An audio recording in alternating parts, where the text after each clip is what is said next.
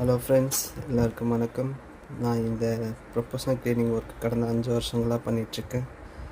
நான் இந்த பிகேஎஸ்சி, அதாவது பாத்ரூம், கிச்சன், சோஃபா, கார்பெட் ஆகிய எல்லா வேலைகளையும் எடுத்து செஞ்சிட்ருக்கேன். நான் செய்யும் வேலைகளை இனி வரும் நாட்களில் வீடியோ எடுத்து போடலாம்னு இருக்கேன்.